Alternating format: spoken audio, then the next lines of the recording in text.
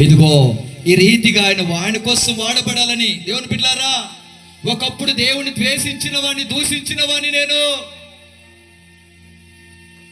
దేవుణ్ణి అనరాని మాటలు అన్నవాడినే. నేను నా సొంత చెల్లెలి కుమారుడు నాకు ప్రాణంగా వాడుంటే, వాడు చనిపోయిండే, నీకు బావగారు ఇక్కడే ఉన్నాడు, ఆ చిన్నవాడు ఎంతగానో ప్రేమించా నేను. వాడు చనిపోయింటే అక్కడికి వచ్చి ఆ సమాధి చేయనికి గొంతులో పడుకోబెట్టింటే బాక్స్తో, దేవుని బిడ్డలారా, పాస్టర్లు వచ్చి ప్రార్థన చేస్తుంటే ప్రార్థన లేదు, ఏం లేదు, ఎల్లండి అని ఇసిరి కొట్టేవాడిని నేను. జమ్మూ కాశ్మీర్ నుంచి, పంజాబ్ రాష్ట్రం నుంచి ఫ్లైట్లో వచ్చేవాళ్ళు. నాకు ఎవరు కూడా శపించలే దేవుని బిడ్డలారా, దేవుని ప్రేమ చూపించారు. దేవుణ్ణి నేను ద్వేషించినప్పటికీ ఆయన నన్ను ప్రేమించాడు, మరణం నుంచి విడిపించాడు. దేవుని బిడ్డలారా, ఈరోజు ఆయన విడిపించకపోతే ఇక్కడ లేరు నేను.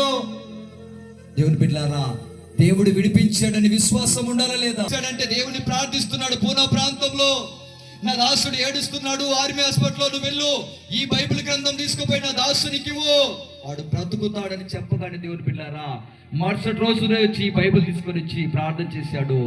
ఆ దేవుడే నన్ను బ్రతికించాడు. ఈ దేవుడే, ఎవరో కాదు, ఏ డాక్టర్ బ్రతికించలేదు, ఈయనే బ్రతికించాడు. దేవుని బిడ్డలారా, అంత భయంకరమైన స్థితిలో ఉన్న నన్ను బ్రతికించగానే తిరిగి దేవుని వైపు చూడాలా లేదా?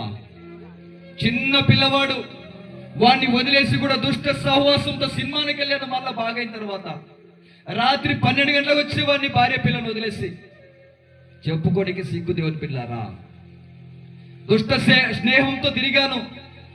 దేవుని పిల్లరా, అప్పుడు కూడా ఆయన ప్రేమిస్తూనే ఉన్నాడు. ఎక్కడ కోపలే నా మీద. ఆర్మీలో రిటైర్డ్ కావాల్సిన సమయము, ఆ కరోనా ఎందుకు వచ్చిందో నాకు తెలియదు.